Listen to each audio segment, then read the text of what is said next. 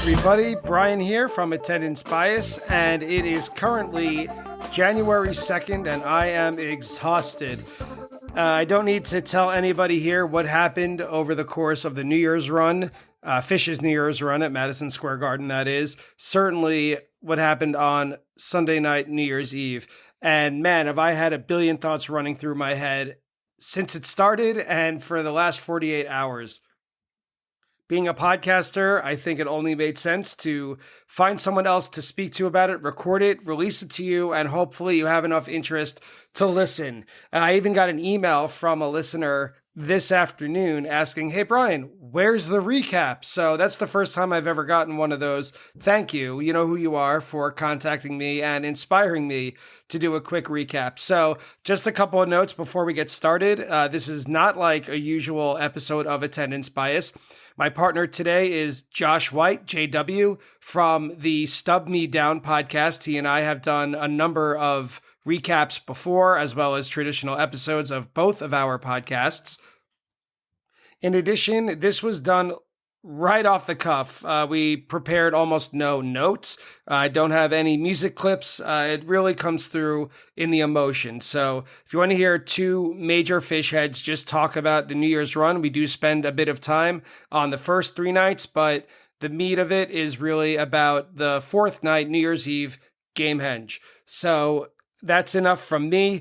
I hope that you enjoy this recap, this off-the-cuff recap of the New Year's Eve 2023 into 2024 Fish New Year's run. Enjoy. Josh from Stub Me Down, we are roughly 48 hours out of what may be arguably the most important fish show of, certainly of 3.0, top tier of their whole career. How are you feeling right now on January 2nd of 2024? Hey, buddy. Shit. I mean, we just talked about this before you hit record, and there's still a lot of processing going on in my brain. And like, I'm at a loss for words, right? I tweeted the podcasters were going to have a field day with this one, which I think is true once people have an opportunity to get back into it, listen to it, watch, obviously, night 4 again. But just trying to process what happened and the way we got here, how the band presented it, and I know that there's a larger conversation out there about what does this mean? Does it mean something as far as the band is concerned, or their future, or, you know, what's left? And I think we can have that conversation, but I'm not quite there yet. I'm still trying to wrap my mind around some of the emotions. Like, I listened again today, and you know, you kind of well up a little bit when you realize what's happening. You hear the music gives you that, excuse me, that emotion. It's just hard to put to words, you know? Yeah. That was the fourth night of a 4-night run too. I mean, it was really a great culmination. So I'm not disregarding the other nights, but obviously night 4 is the coup de grace. Yeah, and I imagine our conversation will reflect that in terms of the amount of time spent on each show. Sure. But I do agree with you that this is possibly more of a therapy session than a podcast recap, and helping us kind of process what we witnessed. In a way, like right away, I'm thinking that this, in one small teeny tiny thread, I just made a connection that it's kind of a little bit in that the fourth night, the Game Hen show has a little bit in common with the wingsuit set, in a way that it was so mind-blowing. It was so weird that we didn't really know what it signified until several years later. True. I don't know if this will be, I think that the wingsuit set was probably not quite as well received. Well, I know it wasn't. I was there. It was very poorly received. Right.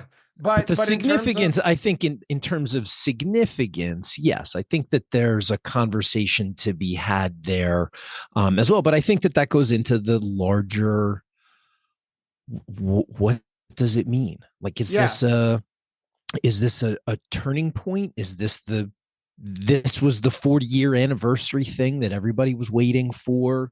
That they didn't do earlier in December around the December 3rd of the official 40th anniversary of the band playing their first gig, right? The I think the theatrical part of it is something that they have obviously incorporated into, at this point, almost all of the New Year's gags, right? And honestly, I'm kind of surprised it took this long, considering what they have been doing with some of the New Year's gags, and that theatrical production, changing the stage significantly, right? And having acrobats and having the band themselves elevate and do all the crazy things that they themselves have done, but they've always had this crew of people. And because of the nature of the Gamehenge story and the man who stepped into yesterday, I feel like it really kind of, in hindsight's 2020, but maybe they've been working towards this, subconsciously for a long time. And Hands on a Hard Body and Trey's foray into Broadway and all those connections and all of the things that they've done collectively, really, I think, this is, we were at the top of the mountain with Iculus, man. yeah, I use that. I use that analogy as well in my notes. The phrase of being at the top of a mountain, the summit, comes up. But we are already deep into it before we Yeah. even got started. So those of you listening who are regular listeners to Attendance Bias, the voice you hear on the other end of the microphone should not be unfamiliar to you. But in case it is, we are talking with Josh White today, who is the co-host of his own podcast that he co-hosts with his friend Skinny. They have both been guests on Attendance Bias, and they have their own. JW, can you tell us a little bit about Stub Me Down for anyone who may be unfamiliar with it? Yeah, sure. It's not unlike Attendance Bias, right? We take shows that we've been to. It started out, me and Christian Skinny, during the pandemic. We weren't seeing any music, we weren't hanging out, so we were like, let's try and record ourselves talking about old shows. And so we would randomly pull a show out of the ticket collections that we have, and we'd talk about the music and reminisce about the times. And he and I'd seen a lot of shows together, so it was cool. And then as we grew, we have other people come on and stub us down on shows that they've been to, whether we get a lot of first time people like talk about their first Fish show or their first anything. We're not exclusive to Fish, which is one thing that makes us a little bit different from Attendance Bias. We talk Grateful Dead, anything Grateful Dead related. We've talked Government Mule. We've done a few Goose shows last season. And we just talk to people and keep it light and share in the groove that is the scene. And we've been on Attendance Bias a whole bunch of times. You've joined us, we've done some collabs, and it's just a lot of fun, man. We just released our 50th episode. I know you've got significantly more than that. But when you're a one-man band, you can travel a little bit lighter. But we still love doing it, man. It's a lot of fun, and it keeps us current with the scene and the music. And I tell you what, if there hadn't been podcasting, I probably still would be thinking that Goose was terrible, and a whole bunch of other Karina Reichman and a whole bunch of other bands that I've been exposed to in the last couple of years because of podcasting. As weird as that sounds, it's been a fun new chapter of this musical exploration that is just a huge part of my life, my wife, and we've even dragged our kids begrudgingly into it. So. But yeah, it's been a collaboration. Stub Me Down as a group and myself, we've done, this might be our fifth recap of Yeah, we sorts. were trying to count, and I know we've done Atlantic. So we did both the Atlantic City runs. We did the April New Year's, and then I think we did. So I think this might be our fifth Yeah. overall. So we're kind of like brother podcasts. That's I'm just bringing that on Josh Yeah, right now. So, but that's how I feel at least. So whenever something big happens, usually in the fish world, Josh and Skinny are the first guys I want to reach out to yeah, and say, hey, let's talk about it if anyone is willing to listen. So yeah, we'll find that exactly. out if anyone is willing to listen. And even if people aren't listening, we just talk to each other about Right. it, It's and therapy. just as much fun. Yeah. So looking at this MSG run, this past MSG run, at time of recording, it is January 2nd. We are right after New Year's Day. It's still fresh in our minds.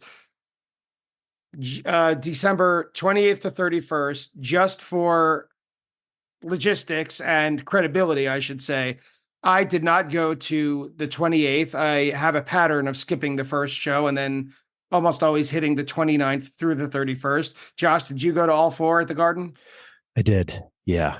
Um, Whole nother story, the whole ticket situation, but long story short, we ended up finding a travel package. So we got a Oh, nice. hotel, we got 4 nights. Our seats were pretty good, so I was pleased with how that all came together. Even though it didn't start out as a very good experience, but that's another a story for another time. Um, and I mean, if I know you weren't at the 28th. I can share my thoughts real quick about it. Um, Well, I'd love to, but before we even get to the yeah. 28th, Okay. just real quick, impressions leading up to New Year's. The way I saw it is, as usual, it wasn't too difficult to find tickets for the first 3 nights. If I'm to believe hearsay and overheard conversations of people 2 rows ahead of me, tickets were available at the box office every night leading up to the show. I don't know if that's true for New Year's Eve, but at least the 28th, 29th, and 30th, they were certainly available for the 28th.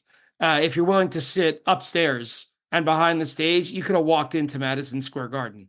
And Brian, I won't get on this soapbox because I've a lot of people that actually listen to Stub Me Down or follow me on Twitter know that um, I've had a little bit of an issue with the ticket prices and Charity Platinum, and I know I'm not alone. But not only could you buy a ticket for any of the nights, although I did not check on the 31st, I did check on the other 3 nights, kind of as happenstance, but we were with some people that didn't have tickets to the 29th, and we took a look, and they were tickets available, and they were also for what us 1.0 traditional fans might refer to as face value, 134.50, which is crazy if you think It is about it, crazy. It's because over $100. Yeah. that same ticket, 3 months ago was $400 at the original point of sale. So, hey, I'm glad that I hope that people had the opportunity to get in that wanted to, um, Yeah, and absolutely. I try to remind myself in the moment of the ticket acquisition game, um, that just breathe. Yeah, Everything will everyone be gets in. okay. Everyone gets in, but sometimes it becomes stressful, and I'm sure For I add sure. way more stress to it than I need to. But I did think that was interesting that they didn't sell out, and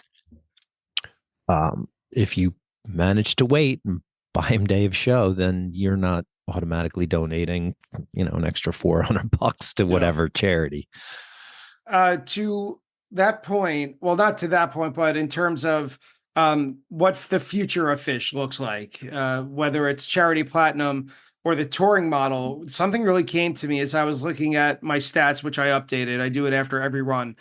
I was at the Mexico and the Madison Square Garden, the Mexico run, and then the Madison Square Garden summer run. I tried to hit all 7 shows. I did hit all 7 shows.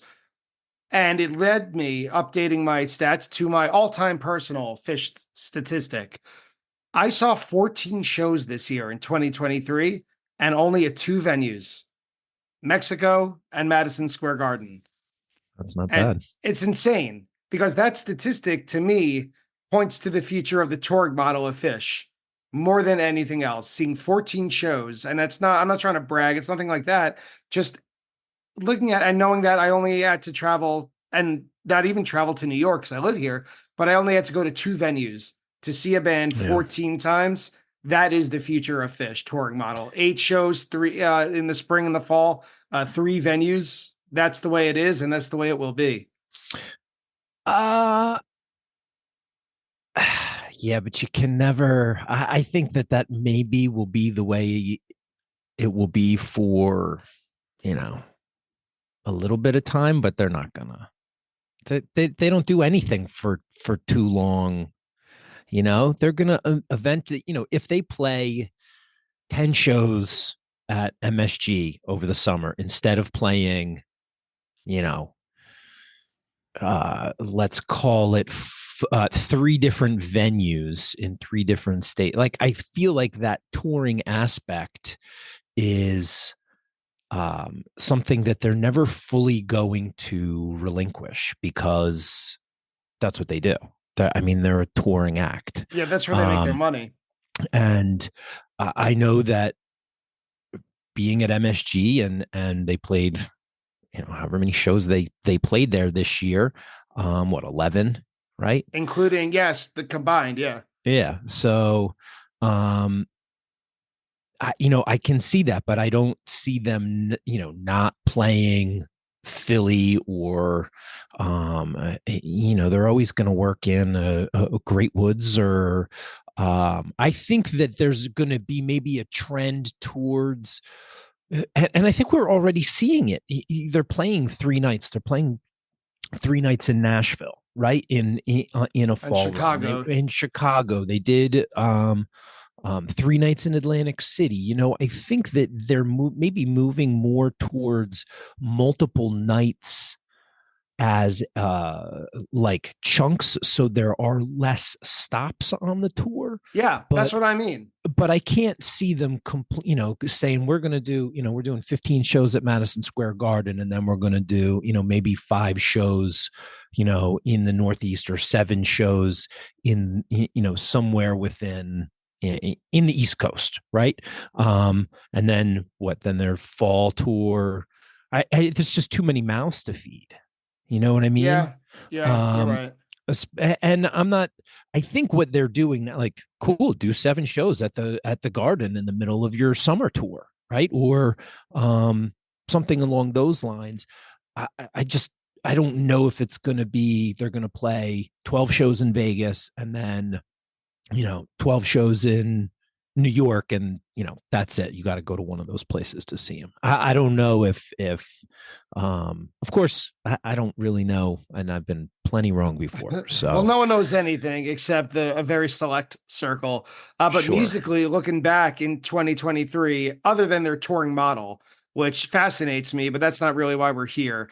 I saw look at the year in review, as it were, a lot of new material. I checked on Fish.net. There were, let's see, Back in the Bubble, Broken into Pieces, Life Saving Gun, Monsters, Pillow Jets, Mercy, The Well, The Night the Lights Went Out in Georgia, and Flew Away, Ether Edge, and Oblivion. 11 songs debuted in one calendar year. That is a hell of a lot of new material. And I know that there was a report recently that Fish is recording a new album. Yep. So this is evidence of that. But this is the most music we've heard in a calendar year in many years. So I have to be honest, I couldn't identify many of these songs.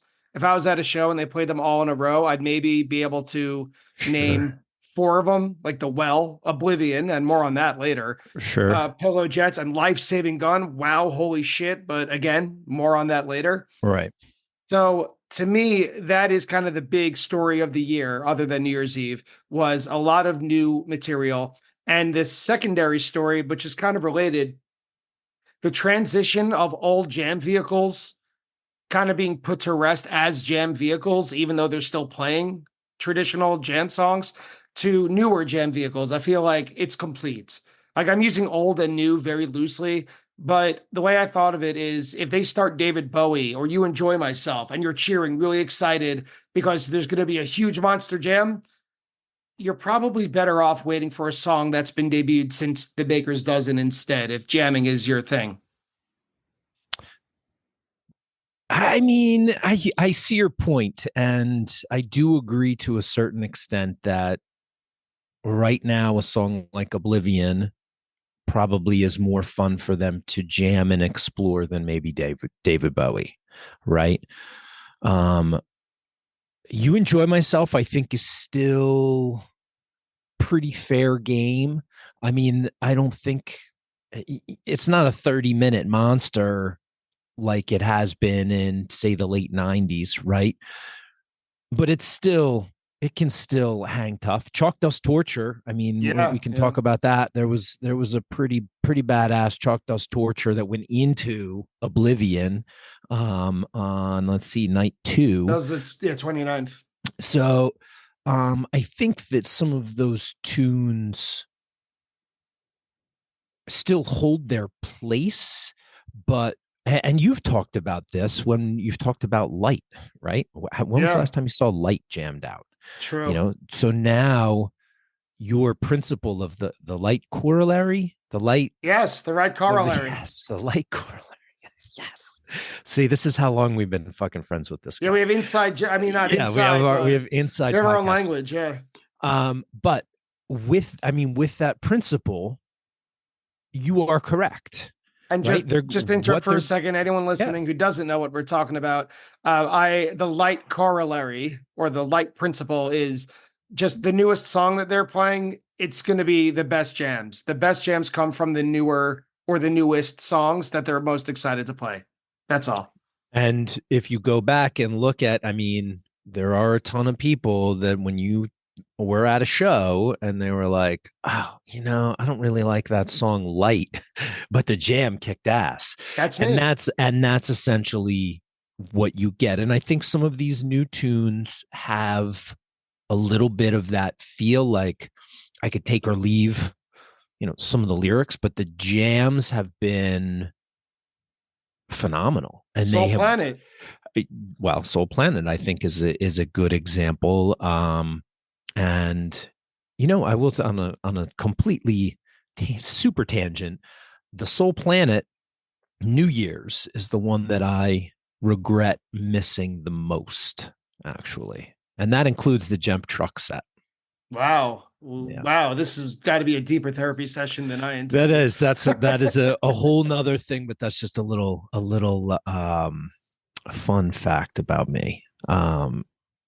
As far as where they are, I think jam wise, they've got such a big catalog, and um I think there's probably a little bit of a recency bias too, which also makes what they did for the New Year's gag, I think, all that more. I mean, everybody was expecting Oblivion before they played it, or The Well before they played it, or Pillow Jets was the big one that I heard was going to be the gag.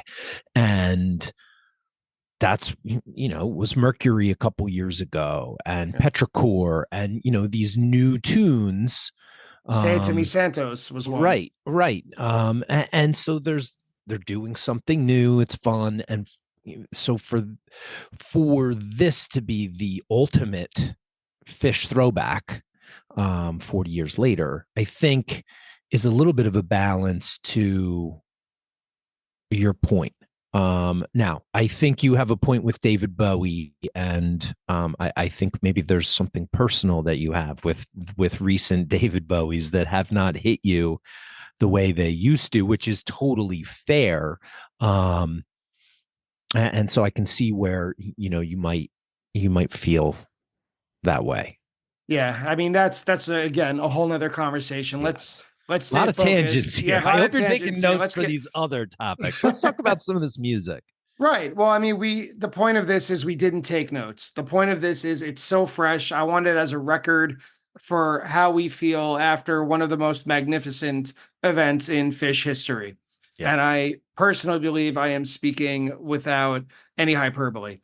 So the 28th, we'll just do a quick wrap up of each show leading up to the 31st. The 28th, I was not there. So I'm just going by what I could glean from social media and friends texting me. I was flying back from visiting the in-laws on in San Francisco, so it was a long flight. I was on a plane continually refreshing fish.net, scrolling on Twitter, and by the time I landed, I had texts from friends, and it seemed that the 28th was a strong show with Bathtub Gin, Ghost, and A Wave of Hope seeming to be the heavy hitters. What was your Yeah. experience?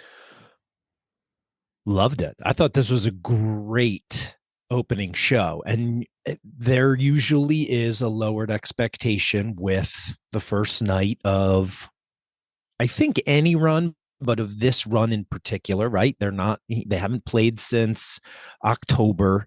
They're going to kick the rust off a little bit, right? Well, aside from the fact that they started No Men's in the wrong key for the first 10 or 15 seconds, which I had a good laugh at considering when they broke up, they started Curtain in the wrong Oh, key. talk about And therapy. yeah. So aside from that, I thought it was great. You nailed it as far as the meat of set one, Bathtub Gin into Ghost. A primo 30 minutes of music. And actually that Bathtub Gin, um, that's up there for me. And I've only listened back to it once, but it gets a really, really spacey, a little bit weird in the middle of that jam. And I was literally like looking at my watch, like, all right, this is a nice gin that'll send us into set break. And then it went into that Ghost, which was again, a really nice version. Neither of these things were super long. And we're talking 30, 32 minutes at the end of the set here, but it was a great sandwich. The Ghost was like the old school vibe and intro. So I really dug that. And then I would really like the second set too. I mean, how often do you find a rift in the second set, right? That's a rarity. The Wave of Hope was 24 minutes almost. And I think that's another one of those tunes where you can say, maybe I don't really like the first part of it, Don't but like this song, but I like the jam. I'll tell you what, I haven't really seen a Wave of Hope that didn't smoke once they got to that part of the tune. And then Mike's Simple Blaze was great. So really good song selection for me. I thought the Howling, I skipped over that. I do like the tune. It was a little like I'm okay with like a little bit like a little bit of the crowd, but like it was fucking ridiculous. The entire place was like sounded like people imitating dogs. It was awful. My only complaint, and obviously it's a little bit tongue in cheek there, but and then you get what, a 4 song encore. So night one for me absolutely blew away any expectations I had, which I try not to go in with any, but I was expecting, a first night show, and there were a couple of real big jams for me. Great song selection, not a single dog here, and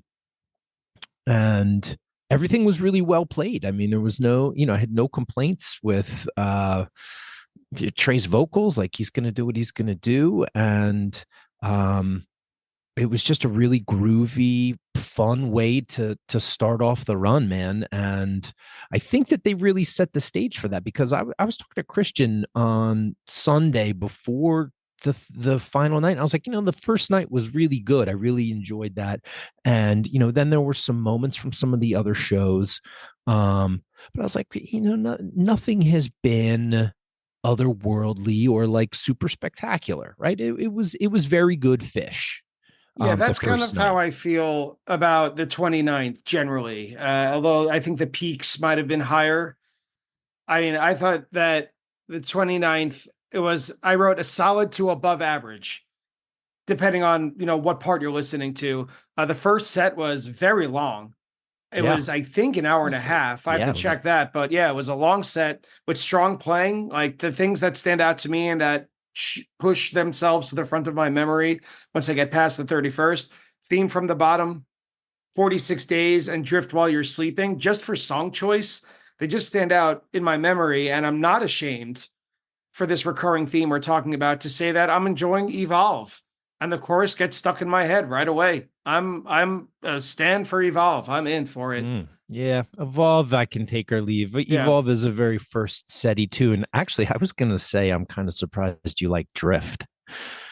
It took me a Uh, while. There's a version yeah, of it, I think it was from Mohegan Sun, that convinced me. All it takes is one. All it takes is one sometimes, version, and the one that sometimes. was in Think about Mohegan everybody that Sun. hated Prince Caspian until Magnaball. Yeah, well that goes back a long way. Yes, I know. Yeah. And then the second Um, set of the 29th, the opening pair of Chalked as Torture into Oblivion. I mean, that's the highlight of the show. That's the highlight of the yeah, run, in my opinion, yeah. up until New Year's. But the rest of the set was well rounded. It was well played. It flowed very well. There was not a time where I thought I would rather go to the bathroom than be in my seat, which does happen occasionally, but that did not happen at all during the second set of the 29th. Like the weird monster space funk in both of those jams of Chalked Us into Mm-hmm. Oblivion really grabbed me. And I knew they were going to skip the ending of Chalk Dust. I knew they were going to go straight into a jam. When Trey stopped soloing, they were just kind of in a rush to get to it. You could hear it bubbling underneath the Yeah, surface. And let us not forget an encore of Lonely Trip, the most mellow ballad in their repertoire, at least their newer repertoire. And then Carini, like, what the yeah, fuck? yeah, yeah. And so again, I have similar thoughts on the first set. I really liked the stash. The stash was fucking really Yeah. good. And First good jam of the Kuroda, first set. Yeah. yeah, Kuroda really was just lighting the shit out of that place. I got a video of the peak during stash, and like it's like mesmerizing. I mean, it's literally you just can't stop watching it. And the band obviously playing with that. The theme I thought was really good as well in that first set. The second set, I was thrilled with everything. The About to Run kind of let the air out of the balloon a little bit for me after the Sand. Sand is my favorite. So the My Friend, which I like, the more breathable version that they've been playing. My Friend, I mean, they just had what, like an 18-minute version last summer. So that's really, I feel, kind of come back into its own. So that's even maybe an older tune that they maybe feel a little bit more reinvigorated playing. But the encore again, here's another, another double encore. And I mean, they send us home with a Carini. Right. I mean, um, again, a really good show for me. Song selection, the way they jammed and the way everything put together, and then how they send us off. Solid 2 nights to start. Yeah. The 30th, I can say diplomatically, is probably the weakest of the four nights, although it's not without its charms. I will be that guy when a backwards down the number line opener does not bode well. Again, a song that you can tolerate for the beginning. I don't care. I know it's someone's birthday. I know a lot of people are happy to hear it. It just to open a show after that big crowd roar when the lights go down. Let me ask you this: would you prefer a number line to open the show or to close the show? Close the show. Mm, Backwards down the number line ends very well, mm, in my okay. opinion. I think Yeah. everyone is excited, myself included, as it builds toward the end. They Mm, know how to play. It's a mhm. great exercise in dynamics. It's just so goddamn cheesy. And it's hard for me to shake that off. Yeah. It just is for me, Yeah. for me. Hey. But that's not to, piss in anyone's Cheerios. No. No. Hey. No. No way. But most of the first set was not my kind of set list. That is until Fuego went crazy. I Yep. have sentimental attachment to Train Song. They played it at my first show, so I'm always happy to welcome it. And then It's Ice was fine. And then holy shit, Life Saving Gun. They bailed on that Where jam did and this It's come from? Ice. Yeah, I Maybe know. it was the It's Ice jam, but I am glad that they did something afterwards. Sorry to cut you off there. I No, just not at I all. had I they completely boarded that It's Ice. Because I heard its debut earlier at this summer at MSG, Life Saving Mm-hmm. Gun, that is. Yeah. And I thought, oh, is this a track that didn't make the Sci-Fi Soldier because it's one groove with just three words repeated and shouted over and over again. Pretty But much. yeah, but this time they made the music fit that style. And goddamn, I'm like cursing a lot. They really, really just pounded it in to the audience into submission. This life-saving gun is fabulous. One of my highlights of the show, partially because of the surprise that Yeah. it really took me by surprise. It usually takes a while for new Fish songs to grow on me, but this one proved itself. For the second set, I respected how the band aborted Tweezer in favor of Twists. Yeah. And what I mean by that is I was right behind the stage. I had a good view of all four members. I was kind of like on top of them in the 200s, the lower part of the 200s. And Mhm. you could just tell that they weren't feeling it during Tweezer. And as a teacher, I respect their ability to recognize when something isn't going to work and pivoting at a moment's notice and succeeding, because Twist was a really good jam. It was the Yeah. tonic that Twist they was good. needed. Yeah. Well, in that whole second set, I felt like was a series of bailouts. Yeah. Um, I think the well started off nice. And I don't have any of the timings in front of me here. How long was the well? Do you know? No, I don't. I Um, was not prepared for this conversation. but to your point, they weren't feeling the tweezer, so they pulled the plug and went into the twist, which was nice. But the twist could have kept going. They pulled the plug and went into the Piper. Same. I felt like they weren't finding the right.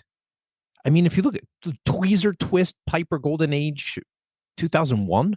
Sigma, David Bowie, they were fine. They were looking for something to settle into. I feel like they're um And they that did with just 2001, by the way. That was a bouncy, it always is. It's hard to oh fuck that yeah. up. I mean, and that in the garden, the whole place is moving, and Yeah.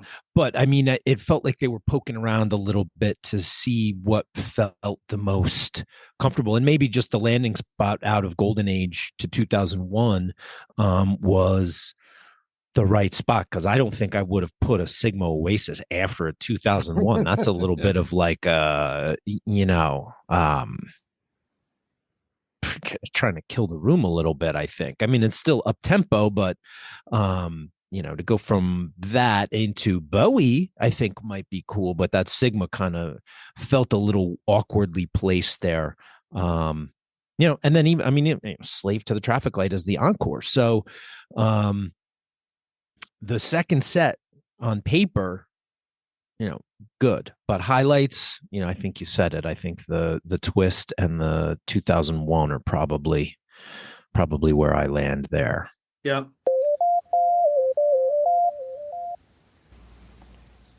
Hi, everybody. Brian here to welcome you to the set break of today's episode of Attendance Bias. First, thank you for listening. And second, just a quick reminder to tell you that even though Attendance Bias comes to you for free, it does take a lot of work and it does take quite a bit of money to keep the lights on here at production. So I just wanted to ask a small favor if you could support the podcast in any number of the following ways.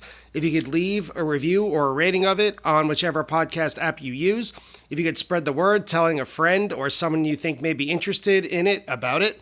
Or probably the most concrete way is to go to www.buymeacoffee.com/attendance-bias and donate however much you can financially to help with the continuing costs of Attendance Bias. So thank you again so much for listening, and I hope you enjoy the second half of today's episode.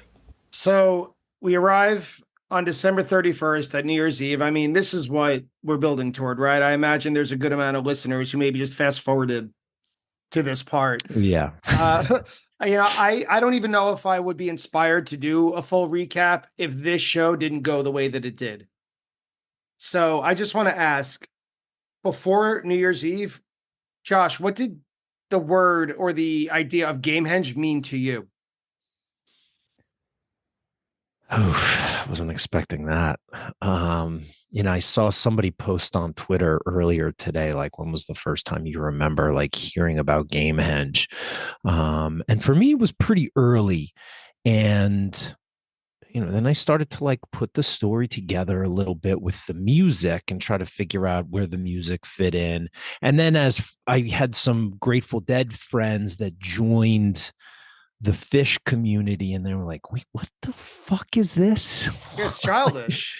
And um I was talking to my mom last night, and she was like, "Oh, how were the shows in New York?" I was like, "They were really good, and they did this big thing." And she's like, "Well, what did they do?"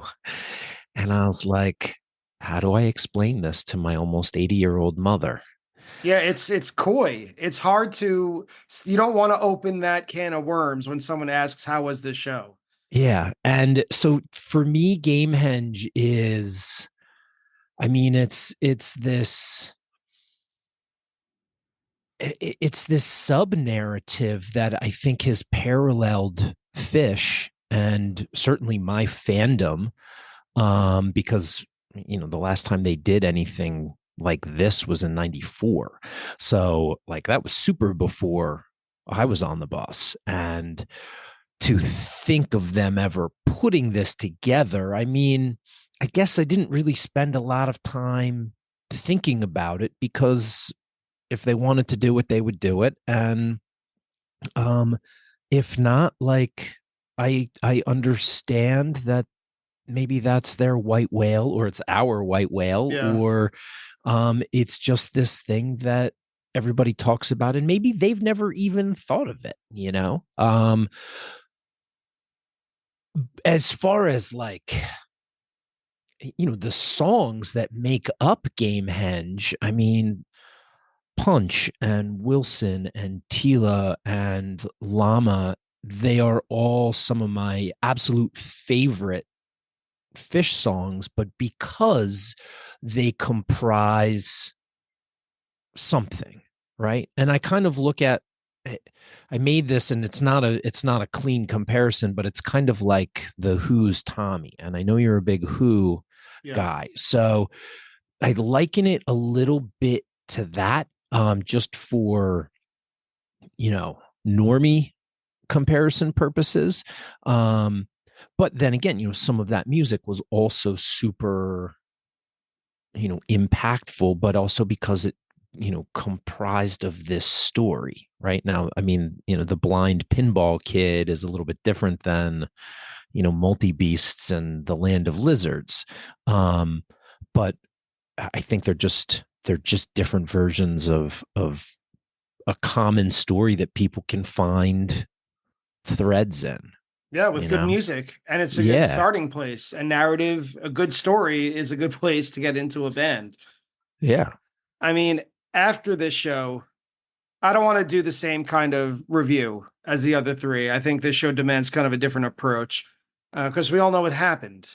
Yeah. But after this show, sleep was hard to come by for me. I uh, I got home at around 2:30 in the morning, and I wolfed down some frozen pizza. Shout out to Ilio's, and I took my dog for a walk at 3 a.m. He was very confused. He was ready to go to sleep. And I'm sorry, Duncan, but I took him for a walk at 3 a.m. just to think. Like, I woke up so early. I woke up at like 9 a.m. on New Year's Day, because the more thoughts that came to my head to process this gag, and I use the word gag in quotes because it doesn't feel like a gag, that spanned two sets, by the way, not 20 minutes of a show, the harder it was to put into words. Just Yeah. my brain got clogged the more that came into it. And I mean, there have been many times over the years, I've been seeing Fish for 26 years now, when I thought that this band made me think like I'd reached my limit as a fan, where I've said to myself, sometimes jokingly, sometimes not, I'm done. What's left? Why go back? I've seen it all. And I wrote down just a couple of times where I meant it seriously. Coventry was one in a negative way. In a more positive way was Hartford 2009, where not coincidentally they played Iculus and they played Forbins into Mockingbird and Psycho Killer in the middle of Ghost, where it's like, I'm never going to see anything better than that. Right. Like, I could check those off my list. The Jemp Truck set, Mm-hmm. because they created a time machine that brought me back to 1984 or 85. And I said, all right, now I've seen them at the beginning of their career. I don't need to see them again. All right. Seeing them play Sparks, speaking of The Who, and Tommy in the middle of a tweezer on December 30th, 2016, I was exploding with joy through my heart. It became, I was jumping, I remember. My overall experience at the Baker's Dozen, again, they've topped themselves at Magnum Ball for the experience and the music. And even bigger than that, I'm gonna wax poetic a little bit. Even bigger than that, there have been times within all live music that's granted me wishes that I didn't even know that I had, or that it was possible for them to be granted. And what I mean by that is like this is parallel to Fish, but like I saw Paige play with the Meter Men, like the modern incarnation of the Meters, in March Mhm. of 2013. And it occurred to me while they were playing that Paige is going to play that iconic piano riff in the beginning of Hey Pocky Way. And when that happened, I felt translucent, like something I didn't know that I could ever see or whatever happened was happening in real life in front of me. And that's a high point. That's if it's a stock market ticker, my live music experience, that's a day of all Mm, gains. yeah, Or in the summer, I'm going to go back to the Who, summer of 2000. I saw the Who at Jones Beach. John Entwistle was alive at the time. It was only a 5 piece. It was a very small band. It was raining and it was a weird show. They played for a good solid 2.5 hours. And by the end, Pete Townsend must have been having problems. Like it must have been giving fits, his guitar. And he smashed his guitar. He smashed his guitar on the monitors. I And mean, that's pretty cool. he's in his 60s. I'm in my 20s. And I never thought, I'm the biggest Who fan. I never thought I would see Pete Townsend smash a guitar live on stage in front of me. That's I a don't good remember much list. of the music from the show. I remember Magic Bus, I mean, and I that's a good remember list. John Entwistle's bass solo during 515. But to see that was like I witnessed history, is how I felt. Seeing Roger Waters do The Wall in 2013 was another high point. Just this multimedia presentation of one of the best classic rock albums ever written Sure. by the writer, the man responsible for it, blew my mind. I've spoken at length about Radiohead at Bonnaroo. That was a huge thing. And one last, and I'll make this quick. In January of 2019, my wife and I went to Nashville to see a Willie Nelson like 85th birthday celebration at the Bridgestone Arena where the Predators play. And everyone was there, everyone within the orbit of country music. And toward the very end, Chris Christopherson came out and sang Me and Bobby McGee. So these are all wishes that I didn't know I had that came true unexpectedly. And this night of this live Gamehenge is right there. It may be above it. It's still so recent. I can't really place it yet, but I know it was a very special moment for me personally, as well as at the Fish community at large. I mean, it's the summit of a mountain I've been climbing for 26 It's years. it's exactly that. And I mean, every single time, Brian, there's been a Halloween or a New Year's in the last 15 years. Somebody's like, oh, they're going to do Gamehenge every single time. And you respond with the laughing face And you're emoji. like, yeah, sure, right. Yeah, this is going to be the year. Even this year, like there were plenty of rumors that it was Gamehenge or that it was Pillow Jets or that we don't know. It like to actually happen. I just like it in my normie head. I'm like a band played some music, like you went to a concert. What the fuck did you expect? But then in my fandom and knowing the stories that have been a part of the 40 years of the band and all of the Harpuas and how they tied it all together and the man who um gave the dog, what was it, the man who gave the doll to Esther Right, right. also owned Harpua, and Reba is Jimmy's cousin. Like some of these, things that you're just like, I don't know. And then for them to be doing it all like in the rhombus, and just all of it was, they brought to life every single piece of fish lore in one place at one time. And you talked about the time machine gag from the Jemp set, and yeah, that was a time machine to one point in time, and then last year was a time machine to all points of time, Right, 2015 was an hourglass. and this year was a point in this fantastical time that we have all gone to. And I mean, all of the lyrics that have, the trick was to surrender to the flow. I mean, that's anathema with fish. Am I using that right? No, No. anathema means something that's awful and like the complete Right. opposite. So Endemic. they go together, Yeah. right? Like Yeah. that one line from a song powers this whole thing. And that all grows out of this place. And when the narration started after they played Harpua, and Trey played the opening notes to The Man Who Stepped Into Yesterday, and then Annie Golden, as Jimmy's grandmother said, now you're going to hear the true story of Gamehenge. And like the place went like, dude, I was like legit like man crying in the middle of Madison Square Garden, and Yeah. like I just couldn't believe that they were about to do it. My And knees went weak.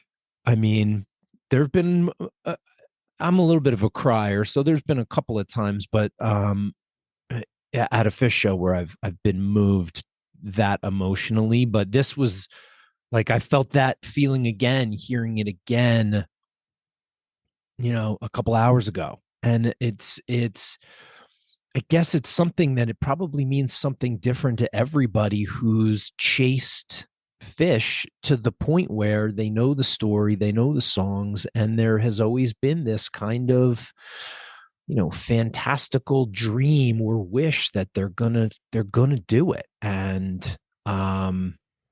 They did it.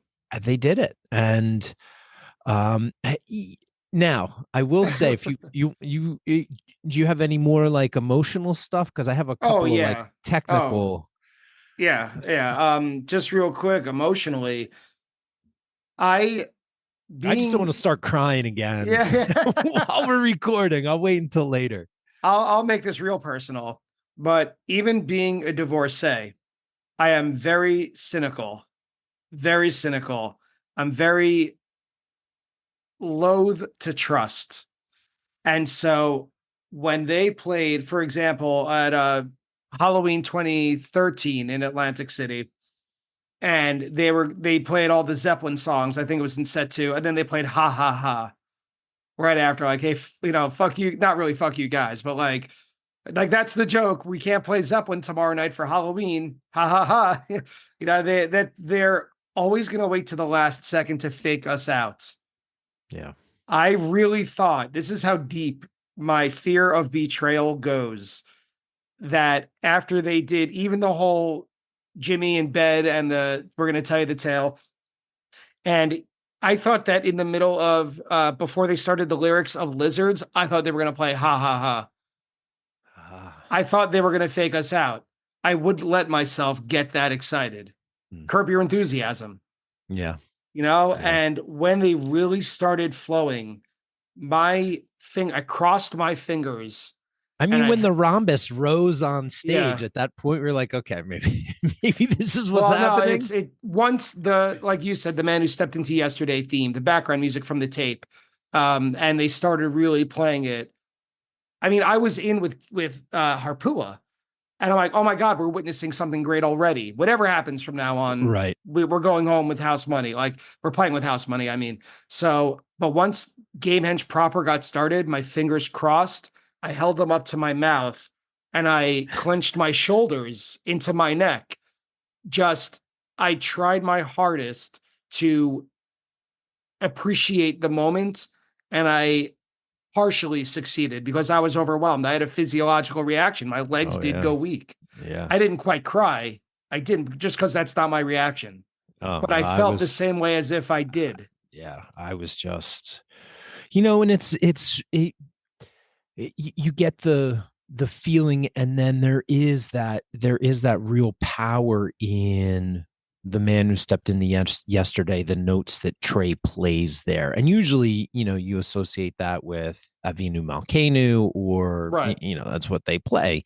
um and when the notes to Lizards started, I was like, I mean, I was like in shock, but in awe and surprise. And like, it was every emotion of every Fish show that I've seen, like, in one magical musical moment. Unlike any concert experience, I was at Big Cypress, and that was obviously unlike anything, but this was different than that. And um, I was thinking about it in terms of like religion, and It I am felt not. religious when people talk about It religious it experiences. did, and and I don't know what that means for me. Like, I wasn't like overcome with the power of the Holy Spirit or anything like that, but I was overcome with, definitely energy and emotion that exists in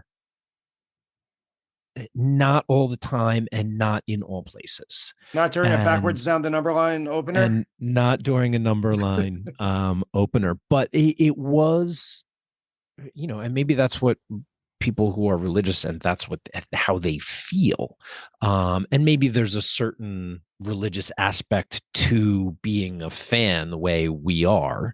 But there just seemed to be, it was perfect, Brian. It was Yeah. perfect. It And granted everybody's wish. it really did. I mean, it really was, um, just a special night. And it went by so fast. It was such a blur. And like, you should see my handwriting trying to keep the set. And I'm like, wait, am I writing it down right? Like, should I be writing extra stuff? And I mean, it was just magical, Well, it's funny magical. that you bring up the length because the gag usually starts at the beginning of the third set. Not always, but usually, which starts at around 11:35 or 11:30 or 11:40, right? The buildup is to Yeah. midnight, the big explosion or Auld Lang Syne, and then the rest of the show is just party central with lots of character zeros, lots of time for people to just have a good time. But consider this. Not only did they do it, I mean, if you surveyed a bunch of Fish nerds and just cold called them and asked if you could pull anything out of thin air and ask Fish to play it tonight, what would you want? What would you say? How many fans would say Gamehenge? 25%, 50, 90%? I mean, they did it, and it was on New Year's Eve, culminating what was previously, we mentioned this, kind of a strong but uneven 4-night run. It was at Madison Square Garden on their 83rd show, which Trey mentioned in Yeah. 1983, that Yeah. those numbers combine, or those numbers parallel. And It it's was spread on out over one, two sets. 1, 2, 3, 1, 2, 3 was the date. Right. Right. 12, No 20, gag 12, 21. is not, I mean, Cypress was 7 hours, but most gags are within, like I just said, one set. It was spread out over two sets. It was fully produced. Yeah. It was not spontaneous like almost every other Gamehenge, it seems. At least it sounds like on the tapes. No one really knows. Right. But every New Year's Eve gag has money put into it. This one was over the top, as we've learned to expect. There were costumed performers, Yeah. actors who played the roles and didn't just fuck off on them. Like Andy Gold knew her lines Yeah. and knew what to say and when to say them. Yeah. The songs were practiced. Mockingbird, I'm sorry, was not. There was custom stagecraft. There was a script. There was pacing. Yeah. There are people out there who are already saying, and we're already saying, that Great Woods 94 or Sacramento or Washington were better because they were more spontaneous. But if that's your attitude, you haven't been paying attention for the last 15 years. And last thing I'll don't even say, give those people air. yeah, I agree. I agree. And the last thing, just in case we forget, it was a complete game henge framed by Harpua on one side and You Enjoy Myself on the other. Yeah, and now Split Open My Mouth Right. is now a game henge tune. I saw a couple of comments that it wasn't a real game henge because the songs were not in the same order as they were in '94, and that there was no Iculus, which I don't. Boogity boogity boo. Well, they didn't play Iculus in I know. I '94. was aware. Um, And and Axela so is technically and Ax game henge, has game henge illusions. right. So Who cares? Who it cares? really doesn't fucking matter. And for somebody to be like, no, they didn't actually play Game Henge when like they come out and they're like, all right, everybody, we're gonna play Game Henge. And, well, that's the thing. This is the ultimate well actually meme. Yeah. Put to its test. I mean, Trey himself. If you don't know what canon is, where do you find it? From the band. Yeah. Derp. It's Trey. Trey says you've never heard it, or Annie Golden through the band says you have never heard it. The real way story. It's supposed, the real story, the way it's supposed to be told. We're finally going to do it once and for all with the level of a minor Broadway production. Yeah, I mean, it was literally it's the definitive versions. Yeah. Yeah. This, I think, is now the benchmark, and anything that they do that's different from this, then people can be like, oh, well, it wasn't like what they did at MSG in 2023. Right. And speaking of benchmarks, or from now on, let's wrap this up. What about the future of Gamehenge? Do you think it's retired? Do you think it's done? Because I already, on my way out of the Garden, I'm not making this up, there were people who were saying, oh, this was a test run for something at the Sphere, or they're going to play it more often now. It's going to be their source of income. I mean, when was they haven't repeated anything, right? They never repeated anything. I mean, they did repeat the hot dog gag when they brought it back for the airboat in Big Cypress. Well, I guess in 20. But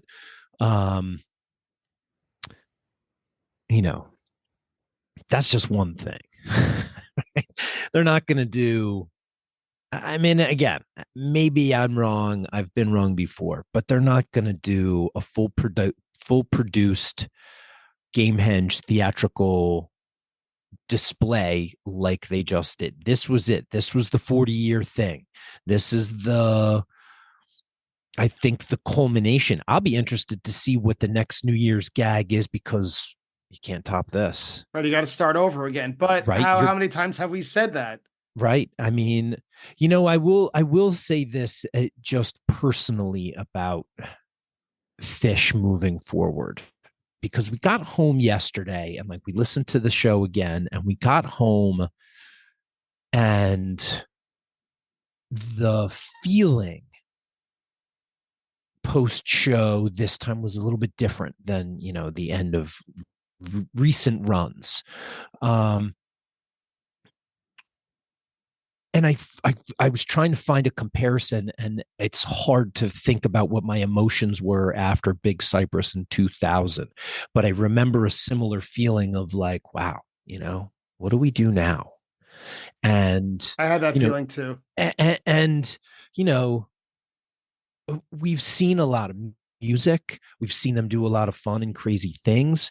And, the one thing that most fans would probably say that they had never seen was Gamehenge, right? There's a very select few people that were at, those shows in '94.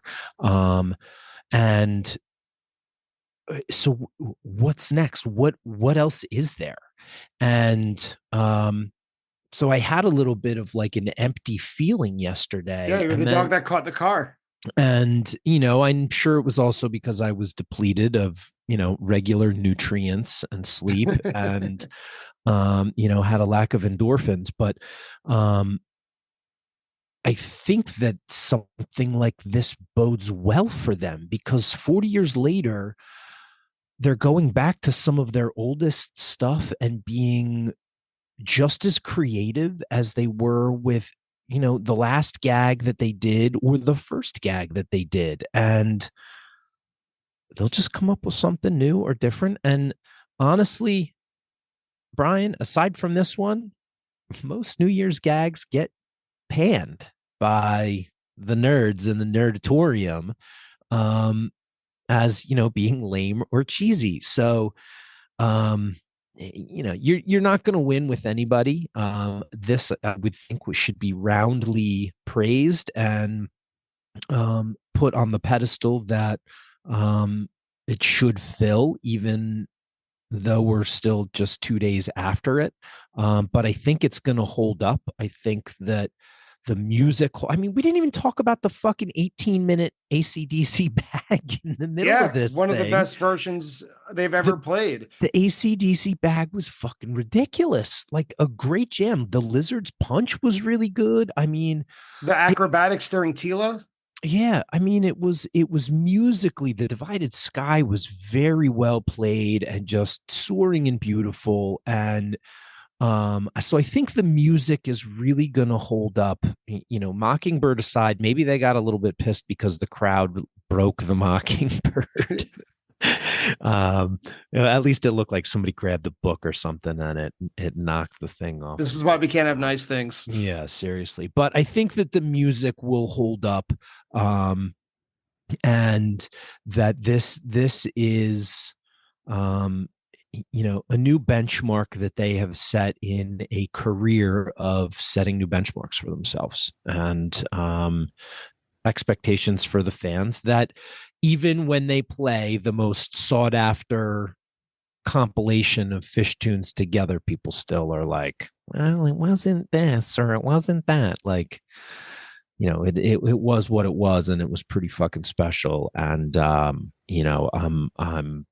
so happy that I was in the building for it. And this is one that I will cherish being at for as long as I can remember it. You said it. Everything you said. Same for me. I don't really have much more to add at the moment. I think I need to process it a bit more. I'm sure someone out there is going to ask if they could choose this for an episode of Attendance Bias. I think it needs to mellow. I think I need a little bit of distance. Well, and you know what? You got to get it back in your ears, right? Yep. And there's actually a pretty good video on YouTube, fan shot, that you can check out. I would imagine that the band might release some part of it, as AC/DC bag. Yeah, they should definitely release that bag. But it's out there, watch it again. I definitely want to watch the whole thing again from start to finish, just because I was so emotional and so just lost in bewilderment that it was even happening. And I mean, so was everybody around us. It was tears and hugs and high fives. And so I think that will be important to get it in front of your eyes and in your ears again. But I would honestly, what you should do is ask somebody to come on who's only seen, like less than 20 shows, Yeah. because you're going to get from your vets, from your 1-0s, from your 100 show fans or whatever, you're going to get like the enormity of, we're going to get this episode again, of what it is. But what about somebody who has only seen a handful of shows, and like for them, like maybe they haven't even figured out what Gamehenge is yet. Maybe they don't know all of this. I mean, I guess in today's world it's a little bit different, but like back when you were learning about Gamehenge, like there was only a couple of tapes. And this is, I think we kind of missed this, is like, if you think about the band playing this, they never did it like it was individual songs. So there was never like, I mean, there are obviously these tapes from 94 floating around, but like, if you didn't have it, before there was re-listen, like you never heard Gamehenge. You knew Punch, or you knew Lizards or Wilson or something like that. But like those songs were never played in the same show. Right. And and then you get into some of the stats, like when, Man Who Stepped In Yesterday was shelved, like all of these factors that put all of this together. Um, you know, this was not like a common thing. When I started listening to Fish, like, wow, Gamehenge. Oh, like that was a sought after tape, and I Yeah. wore it out, and then after that, like, that was it. So that always I kind of stuck in my brain, as well as, like, we came up in an era where, like, chasing songs, I think, looked a little bit different because you didn't even know what the song was, right? If you hadn't heard it, it was just piece of a word on a Right. piece of paper. And so I Gamehenge and all of that was this kind of amorphous thing that only existed in this one tiny place. And then that the band only very infrequently recognized or referenced or anything like that. And so I think for people a certain age, there is that, I can't believe I finally saw it. For somebody that's new, I mean, good on you. Great Yeah. stats. You Yeah. just patted the It's fuck out of your a stats. feather in your cap. But luckily, it about probably around 17,000 more people can say that. Absolutely. But Absolutely. Josh, thank you so much for being flexible, for being available on a moment's notice, without much prep, without really any Yeah. statistics ready at the go, just speaking emotionally right from the heart. I felt the same way. This is the time to do it. So Yeah. thank you for joining me today and reviewing, well, four shows, but mostly one big show and three other shows. Yeah. Well, and I'm sorry I wasn't more eloquent, but this was just such an emotional experience. And 4 night runs often are. Um, but this was just something I knew when we were texting. I was like, we gotta talk about this. Yeah, We can't just it's too wait. big not to. It's too big not to. And I know there'll be a lot of other conversations as well, but I'm glad that you were there. I'm sorry we didn't get to catch up, pre-show one night, but I'm glad that we were both in the building for this one. And uh as Skinny likes to say, on to the next. Yeah. Let's see what they've got. I do have tickets to one night of the Sphere. Oh, enjoy. So, and then obviously we'll be at the Do Over Festival. Well, So, thank you again so yeah. much, everyone out there listening. Thank you for Thanks, Brian. tuning in. Appreciate Yep. y'all. And we'll be in touch. Happy New Year.